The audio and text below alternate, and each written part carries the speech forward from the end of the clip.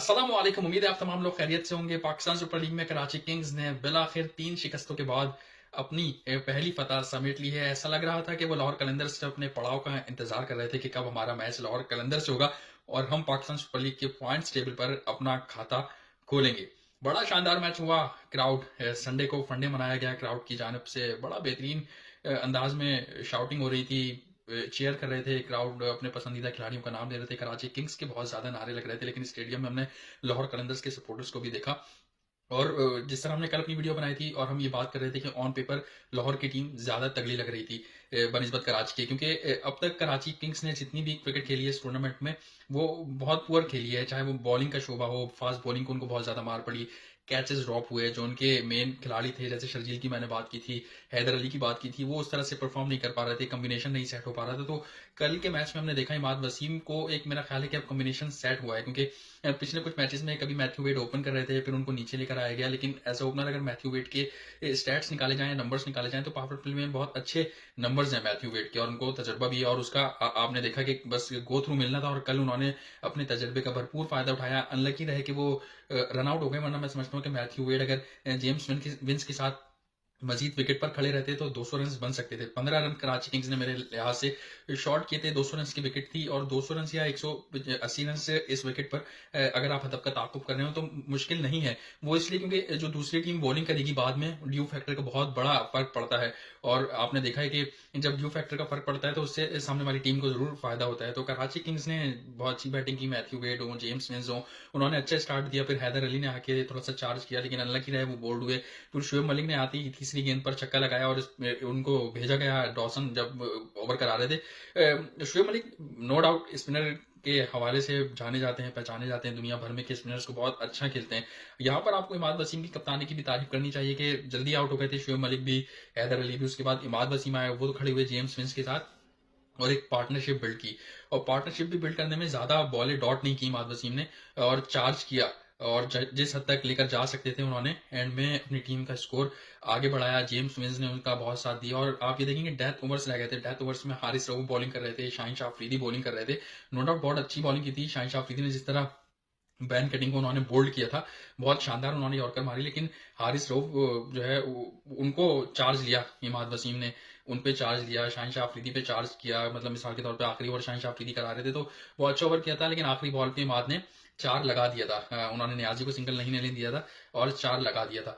तो ओवरऑल देखा जाए T20 क्रिकेट में, तो आप पावर प्ले का अच्छा इस्तेमाल करें। वहां पे भी कराची किंग का टेक पूरा था कि उन्होंने पावर प्ले में बड़ा शानदार आगाज कर लिया था, कोई विकेट उनकी नहीं गिरी थी, और फिर हैदर अली, शुएब मलिक और इमाद वसीम ने रन बटोरने की कोशिश की, उसमें वो कामयाब हुए। लाहौर कलंदर्स की अगर बात करें तो मैं समझता हूँ कि फखर जमान और ताहिर बेग ने बड़ी शानदार पार्टनरशिप की थी। और ताहिर बेग क्या क्लास है, इंटेंट है। और हमारे कुछ दोस्त लाहौर कलंदर्स के मैनेजमेंट से मिले या उनके ओनर से मिले तो उन्होंने इस बात का दावा किया है कि आने वाले दिनों में या मुस्तकबिल करीब में ताहिर बेग एक पाकिस्तान का एसेट होंगे, लाहौर कलंदर्स का एसेट होंगे। पाकिस्तान मतलब जाने जाएंगे, जिस तरह हारिस लोग जाने जाते हैं दुनिया भर में, इसी तरह ताहिर बेग में लाहौर कलंदर के बकौल के इतना टैलेंट है कि वो दुनिया भर में लाहौर कलंदर्स और पाकिस्तान का नाम रोशन कर सकते हैं। वो पोटेंशियल हमें देखने को भी मिला कल के जिस हिसाब से ताहिर बेग खेल रहे थे। लेकिन फखर जमान के आउट होने के बाद जब कामरान गुलाम आए तो न जाने क्यों बहुत ज्यादा डॉट्स बॉल खेली, स्लो खेला, क्या मैसेज आया था अंदर से। क्योंकि मैं समझता हूँ लाहौर ने मैच बना लिया था पावर प्ले तक, लेकिन उसके बाद खुद ही खराब कर दिया। बहुत ज्यादा डॉट्स बॉल खेली कामरान गुलाम और ताहिर बेग ने, स्लो हो गए थे। और उसके बाद जब प्रेशर पड़ा, 13 का रिक्वायर्ड रन रेट हुआ, तो उसके बाद उनकी बैक टू बैक विकेट्स गिर गई, जिसमें ताहिर ताहिर बेग खुद आउट हुए, फिर कामरान गुलाम आउट हुए, देन हुसैन तलत आउट हुए, कोई उस तरह से चार्ज नहीं कर सका। डेविड वीजे, डॉसन, पूरी बैटिंग लाइन ही फेल हो गई। तो शुरू में जिस तरह हमने कहा कि अगर आप आगाज अच्छा दे देंगे पावर प्ले का, क्योंकि फखर जमान भी जिस अंदाज से जाने जाते हैं, पहचाने जाते हैं कि छक्के चौके लगाते हैं, वो अंदाज उनका दिखाई नहीं दिया। बोल्ड हो गए आमिर यामीन के उस पर। और आपको तारीफ करनी पड़ेगी कराची किंग्स की कि आकिब जावेद को लेकर आए, बड़ी शानदार उन्होंने आकिब जावेद ने बॉलिंग की, ताहिर बेग को आउट किया। उसके बाद एक और मेरा ख्याल है कि उन्होंने विकेट ली थी, बड़ी जबरदस्त वो विकेट हासिल हुई थी। और मैं समझता हूँ कि आकिब जावेद के आने से कराची किंग का बॉलिंग कॉम्बिनेशन थोड़ा सा अच्छा हुआ। आमिर नो डाउट अच्छे पेस के साथ बॉलिंग कर रहे हैं, 145 प्लस भी की, 140 पे भी कर रहे हैं, अच्छे तगड़े शार्प बाउंसर भी कर रहे हैं मोहम्मद आमिर। तो ये जो कॉम्बिनेशन इमाद वसीम को मिला होगा, मेरा नहीं ख्याल कि वो इसको चेंज करने की कोशिश करेंगे। और जिस तरह हम अपनी वीडियो में बात कर रहे थे कि शर्जील खान वगैरह के लिए टूर्नामेंट बहुत ज्यादा इंपॉर्टेंट है, लेकिन वो नहीं चले और उनको बिठाना पड़ा। मेरा नहीं ख्याल कि अब किसकी जगह आप शर्जील खान को वापस टीम में ला सकते हैं। मिसाल के तौर पर अगर हैदर अली नहीं परफॉर्म करते या उनका बल्ला नहीं चलता, तो एक वही ऑप्शन है कि उस हैदर अली की जगह आप शर्जील खान को वापस मतलब ला सकते हैं, वरना अगर शर्जील आएंगे तो फिर वो ये कि आपका ओपनिंग का जो पेयर है वो चेंज करना पड़ेगा, उसमें रद्दोबदल होगी, तो वो करना सही नहीं है अगर जेम्स विंस और मैथ्यू वेड यहाँ पर परफॉर्म कर रहे हैं। लेकिन शर्जील खान के लिए ये टूर्नामेंट खेलना बहुत जरूरी था। अब उनकी लक पे डिपेंड करता है कि क्या ऐसा कोई मौका मिलता है कि उनको वापस कराची किंग्स अपनी प्लेइंग 11 में शामिल करती है। इमाद वसीम ने बॉलिंग में बड़ी शानदार कारकर्दगी दिखाई और 13 या 14 ओवर तक तो सिर्फ इन्होंने 5 बॉलर्स लगा कर रखे थे उनको, मतलब आप कह लें फ्रंट लाइन पे 5 बॉलर्स कराची किंग्स के लड़ रहे थे और बड़ा शानदार बॉलिंग की। फिर बाद में वो बैन कटिंग को लाया और बैन कटिंग ने आती 2 विकेट हासिल की, वो हैट्रिक पर आ गए थे। लेकिन मैच 118 पे बिल्कुल एंड हो गया था।